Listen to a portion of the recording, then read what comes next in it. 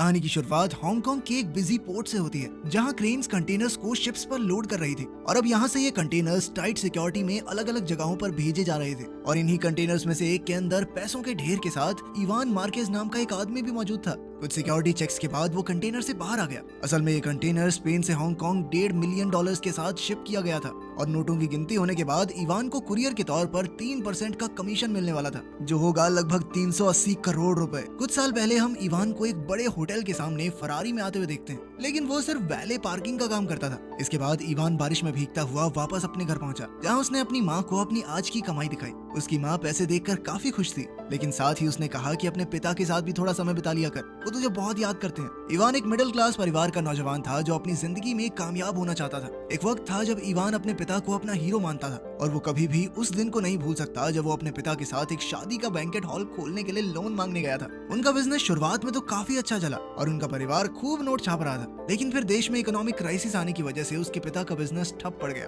और तब उसने ठान लिया कि वो कभी गरीबी में नहीं जिएगा। रिसेशन के बाद इवान के पिता अक्सर टीवी के सामने शिकायत करते रहते। इसके चलते इवान को उनसे चिढ़ होने लगी। कुछ करना धरना है नहीं, सारा दिन बस सरकार को गाली देनी है। इसी दौरान इवान वैले का काम करने लगा, लेकिन वो हमेशा किसी बिजनेस अपॉर्चुनिटी की तलाश में रहता। अपने पिता से बिल्कुल उल्टा, वो सिस्टम से चिपक कर रहने में विश्वास नहीं रखता था। खैर एक दिन उसने अपने दोस्तों के साथ अपना बिजनेस प्लान शेयर किया, जिसमें वो एक बेकार से फ्लैट को खरीद के उसको बढ़िया बना के बेचने वाला था। लेकिन उसके दोस्तों को इस आइडिया में कोई दिलचस्पी नहीं थी और साथ ही उनके पास लगाने के लिए पैसे भी नहीं थे। जिस पर इवान ने कहा कि तो क्या हो गया, बैंक से लोन ले लेंगे। और उसकी बातें सुनकर उसके दोस्त उस पर हंसने लग गए। अपनी वैले की नौकरी पर इवान और उसके दोस्त ने मिस्टर लैरिस नाम के एक आदमी को देखा, जो कि मौजूदा सरकार में एक मंत्री था, लेकिन उस वक्त वो बहुत ज्यादा नशे में था। इवान ने सामने से उस आदमी को घर छोड़ने का ऑफर दिया, जिसके लिए वो आदमी तुरंत ही तैयार हो गया। इवान उस आदमी के ब्रीफकेस को खोलने के लिए बेताब था और खुशकिस्मती से उसे इस चीज के लिए काफी टाइम भी मिला। उस ब्रीफकेस के अंदर पैसों का ढेर देखकर वो हैरान रह गया और उसने तुरंत ही कुछ नोट निकाल लिए। थोड़ी देर बाद जब वो लोग उसके घर पहुंचे तो इवान सीधा उस औरत से मिला जिसके लिए वो पॉलिटिशियन काम करता था। इवान का मानना था कि वो इस नशेड़ी से बेहतर काम कर सकता है, उसे फर्क नहीं पड़ता चाहे उनका बिजनेस जो मर्जी हो। उसने ये भी बताया कि पॉलिटिशियन पीठ पीछे उनसे चोरी कर रहा था। पैसे तो उसने निकाल ही लिए थे, तो उसकी बात सच निकली। साथ ही मैरी को इवान का कॉन्फिडेंस बहुत अच्छा लगा और फिर उसने इवान को डिलीवरी के लिए 10,000 यूरोज ऑफर किए, जिसे इवान खुशी खुशी पहुंचाने के लिए तैयार हो गया। अगले दिन इवान ने फ्रांसिस्को नाम के एक आदमी को घोड़ा डिलीवर किया, जिसने अपनी बेटी लेटिसिया के बर्थडे के लिए उसे खरीदा था। सवाल करने पर इवान ने उसे बताया कि ये उसकी मैरी के लिए पहली डिलीवरी है। बातचीत के दौरान पता चला कि फ्रांसिस्को और इवान दोनों एक ही शहर से हैं। उसे फ्रांसिस्को की कहानी पता चली कि कैसे वो एक मामूली सी फोटोकॉपी शॉप में काम करता था, फिर धीरे धीरे कुछ बड़े लोगों से हाथ मिलाकर वो आज यहाँ तक पहुँच गया है। अब इवान को फ्रांसिस्को से मैरी के लिए कैश का ब्रीफकेस डिलीवर करना था, लेकिन ये काम इतना आसान नहीं था। रास्ते में इवान को पुलिस ने रोक लिया और कुछ ही पलों में पुलिस को ब्रीफकेस में भरा कैश भी मिल गया। अपने आप को बचाने के लिए इवान ने झूठ कह दिया कि अभी भी मैं घर बेच के आ रहा हूँ, ये पैसा उससे मिला है मुझे। लेकिन पुलिस वालों ने उसके इस झूठ को बड़ी ही आसानी से पकड़ लिया और गुस्से में उन्होंने उसका सर गाड़ी पर दे मारा। अपने आप को मुसीबत में देखकर इवान ने पूरे कॉन्फिडेंस में कहा कि मैं तुम्हारे बॉस को जानता हूँ, फोन करूँ क्या उसे, मिलाऊं क्या कॉल। जिसके बाद पुलिस वालों ने उसे छोड़ दिया।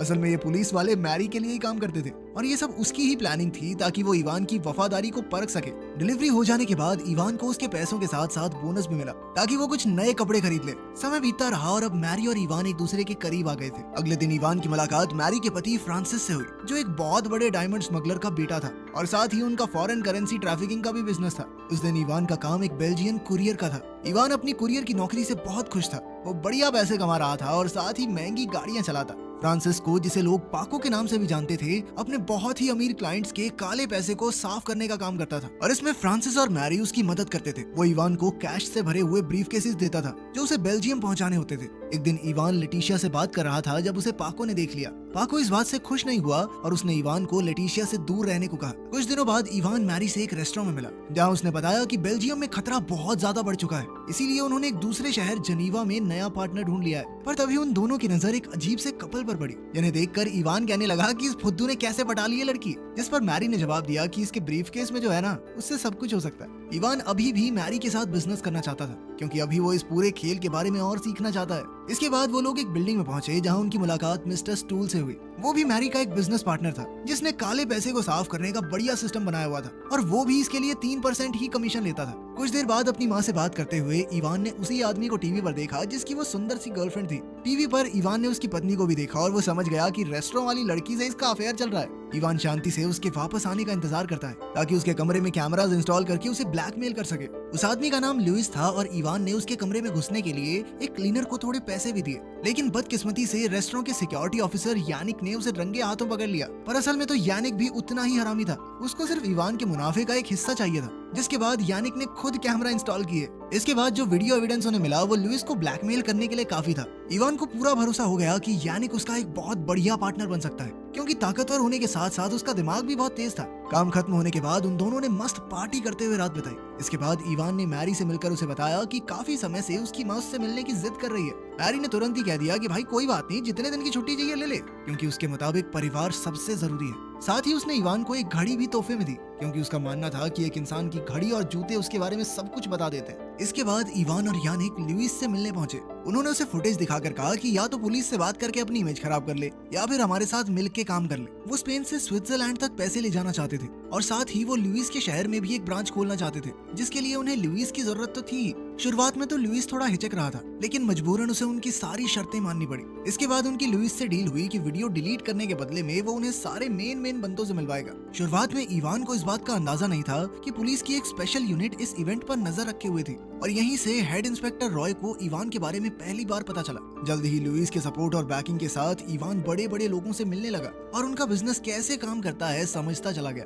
साथ ही लुइस ने इवान को अपना खास बताते हुए उन लोगों में उसका भरोसा भी बनवा दिया। इसके बाद इवान मैरी से मिला और उसे अपने नए बिजनेस के बारे में बताया, लेकिन मैरी को सिर्फ एक बात की चिंता थी कि फ्रांसिस्को उसकी इस हरकत से खुश नहीं होगा। उसे नहीं अच्छा लगेगा कि दो नए लड़के उसके क्लाइंट्स छीन रहे हैं, क्योंकि अगर इवान और यानिक उनका काला पैसा साफ नहीं करेंगे तो फ्रांसिस्को करता। लेकिन इवान का मानना था कि इस धंधे में सबके लिए काफी पैसा है, और साथ ही उसने वादा किया कि वो फ्रांसिस्को के क्लाइंट नहीं खींचेगा। रात साथ बिताने के बाद इवान मैरी को रुकने के लिए कहता है, लेकिन मैरी ने कहा कि वो क्रिसमस अपने परिवार के साथ ही मनाना चाहती है। जब इवान अपने परिवार से मिलने मैड्रिड आया तो वो बहुत सारे तोहफे लेके आया उनके लिए, लेकिन उसके पिता बिल्कुल भी खुश नहीं थे, क्योंकि वो 1% उसके काम के बारे में नहीं जानते थे। वो लगातार इवान से उसके काम के बारे में पूछने लगे। इवान ने ऐसे ही कह दिया कि कुछ बड़े लोगों के साथ इंपोर्ट एक्सपोर्ट का काम करता हूँ मैं, लेकिन उनकी ये बातचीत जल्द ही बहस में बदल गई। अपने पिता से लड़ाई करने के बाद इवान अपने पुराने दोस्तों से मिलने गया, और अब वो पुराने फ्लैट्स को खरीद कर नया बना के बेचने का काम ही कर रहे थे। कुल मिलाकर उन्होंने इवान का ही बिजनेस आइडिया चुरा लिया था, जैसा कि इवान ने उन्हें सालों पहले करने को कहा था। समय बीतता गया, पैसे आते गए और इवान का बिजनेस फलता फूलता रहा। ऐसे ही एक मीटिंग के दौरान उसकी मुलाकात फ्रांसिस्को और लेटिसिया से हुई। फ्रांसिस्को इस बात से नाराज था कि इवान उसके क्लाइंट्स को अपनी तरफ कर रहा है, और उसने इस बारे में इवान को चेतावनी भी दी। लेकिन जब उसके बाद भी इवान नहीं माना तो फ्रांसिस्को ने अपने कुछ आदमियों को इवान और यानिक को सबक सिखाने के लिए भेजा। वो सिर्फ ये दिखाना चाहता था कि उसके इलाके में बिजनेस करने का उन्हें कोई हक नहीं है। इस हादसे के बाद भागने की बजाय इवान ने फ्रांसिस्को का सामना करने का फैसला किया, और उसने उसे यकीन दिलाया कि वो फ्रांसिस्को की क्लाइंट्स को नहीं छेड़ेगा। साथ ही उसने फ्रांसिस्को को कहा कि सर देखो, मैं आपके एरिया में काम कर रहा हूँ ना, आप प्रॉफिट का 30% ले लो। उसकी ये बातें सुनकर फ्रांसिस्को बहुत ज्यादा खुश हो गया। इस दौरान इवान ने बहुत पैसे कमाए, और इसी के चलते उसमें कुछ ज्यादा ही गुरूर आ गया था। और जब मैरी ने उसके बदलते बर्ताव के बारे में कुछ कहा तो वो गुस्सा हो गया। उसका मानना था कि जो सबसे ज्यादा पैसे लेके आ रहा है उसकी इज्जत तो करनी पड़ेगी। खैर, मैरी ने उसे ये भी बताया कि उसके पति को फ्रांसिस्को पर चल रही इन्वेस्टिगेशन के बारे में खबर मिली है, और इसीलिए उसने इवान को इस सब से दूर रहने को कहा। लेकिन इवान ने उसकी सलाह नहीं मानी और अपना बिजनेस और बढ़ाने का प्लान बनाया। कुछ समय बाद इवान की नजर एक पार्टी के बाहर खड़े अंडरकवर पुलिस वालों पर पड़ी, और उसने उनके पास जाकर कहा कि अपने बॉस के पास ले चलो। वो पुलिस वाले उसे पुलिस स्टेशन ले गए, जहां इवान की मुलाकात इंस्पेक्टर मैनुअल रॉय से हुई,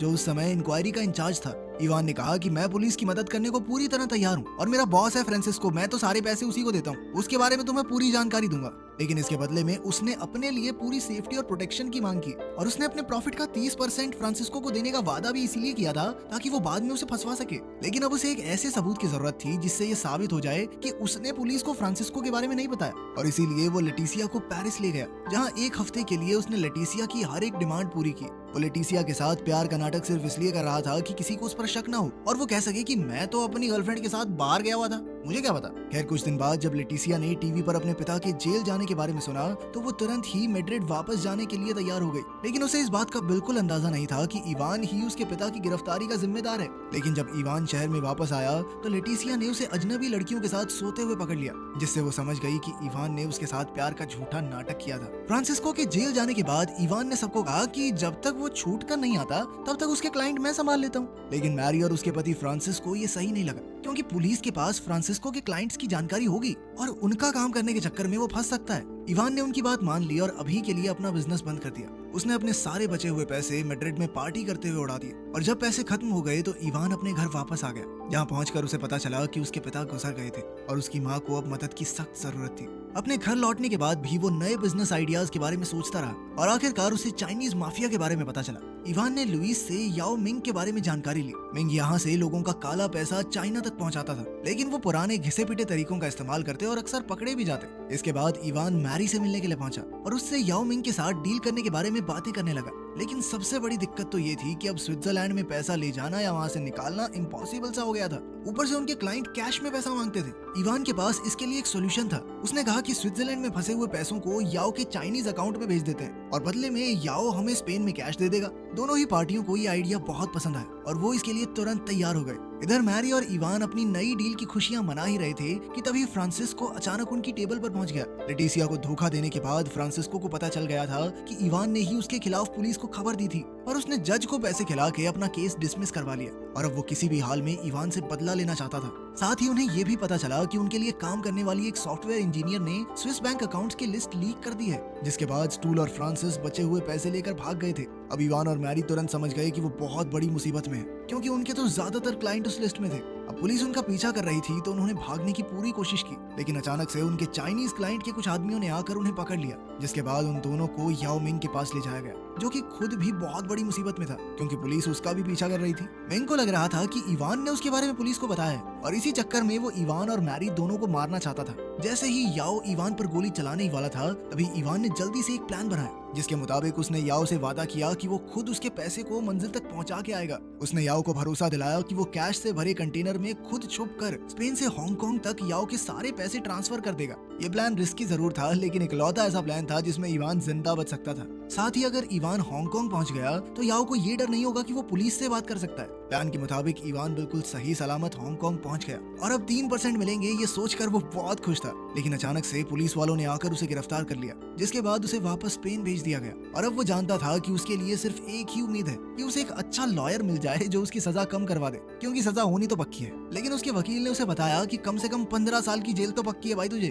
जिस वजह से इवान ने पुलिस इंस्पेक्टर को रिश्वत देने की कोशिश की, पर बदकिस्मती से वो पुलिस वाला बिकाऊ नहीं था। इसके बाद इवान को पता चला कि असल में मैरी ने अपनी जान बचाने के लिए पुलिस को उसके बारे में बताया था, जिस वजह से उसे हांगकांग में पकड़ लिया गया। इवान समझ सकता था कि उसने अपनी जान बचाने के लिए ऐसा किया और अगर शायद मैं भी उसकी जगह होता तो ऐसा ही करता। बाद में याओ मिंग भी पुलिस के हाथ लग गया। आखिर में इवान जेल जाने वाला होता है, जहाँ उसे आखिरकार अपने पिता की बात सही लगती है और एक इंटरव्यू में वो कबूल करता है कि पैसे लोगों के सर चढ़ जाते हैं और उसके साथ भी कुछ ऐसा ही हुआ था।